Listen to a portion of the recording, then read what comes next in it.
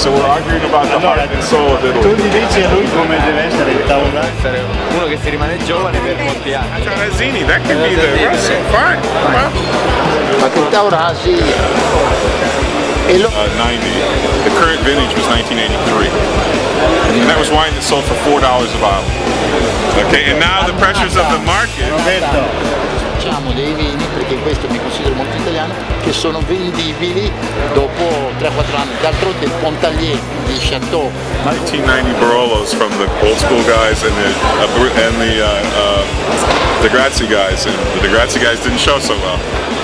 I vini tradizionali sono molto profumato, molto morbido, fantastico, un'espressione di terroir di Barolo e le altre sembra come vini californiani e vini australiani.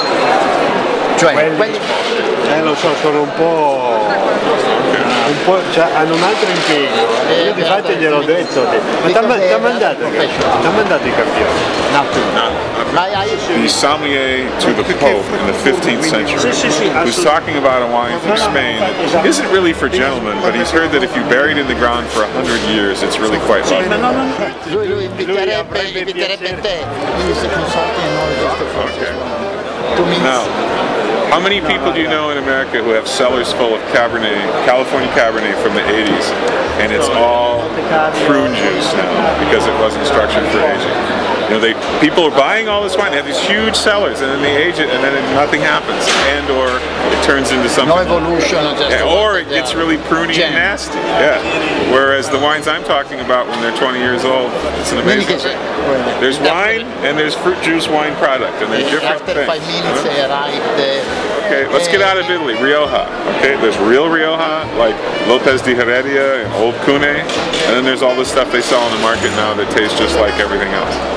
You know, but the people who, you know, the only way to differentiate the zone and, you know, why is Rioja famous? It's not because they make oceans of cheap Tempranillo, because they used to make wines that turned into something amazing after 20 years.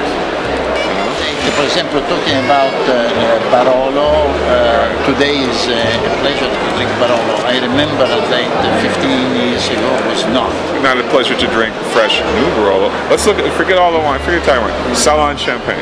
You buy a bottle of current vintage Salon Champagne and you open it, you've just wasted $180. It has to be 15 years old, and then you'll see why it's one of the great champagnes in the world. There are wines like that. If you're going to use those names and try and get that money, you know, there are expectations. I feel what is... And when you taste like a 78 or a 71 Mascarello or Conterno, you don't think that's something very different from Altari and Sanbroni? No, I have no doubts about that. Okay. But by the way, those wines are the reason why Barolo is famous. But attention that probably the 78 of Barolo Mascarello at this point can be matched by a Barolo of 2001 or 2003 probably, or even 2004 I tasted, no 2004 no, 2003. The difference is that one is very approachable. I don't know if you tasted here the Barolo of Bruna Grimaldi, for example. It's wonderful. It's nice, drinkable red wine, but it isn't anything like what I'm talking about. Okay. Not remotely. Not remotely. No. No. It's not. You know? Kenny G is not Duke Ellington. He sells more records. You know? The reputation of Brunello was not based on what it tastes like when it was 4 years old. It was based on them serving Biondi Santi that was 50 years old at Queen Elizabeth's birthday party in the 60s, and she went nuts. 3 Quintarelli Amarone. And we opened in a wine bar. 1983. Right, and this was like in 2002. And we opened in a wine bar and we drank like a third of it. Then we took it to the hotel where we were staying. And in the hotel we were staying was all the DeGrazia guys. Okay? We let them taste some. One of them, in front of his boss, Mark DeGrazia, says, "Jesus Christ, this is wine. We sell grape juice." He had a revelation. The scales fell from his eyes like St. Paul on the road to Tarsus, okay? He discovered wine. That's what I'm talking about. I know you have to commercialize wine, you have to sell it in vintage, but it shouldn't get in the way of what's real.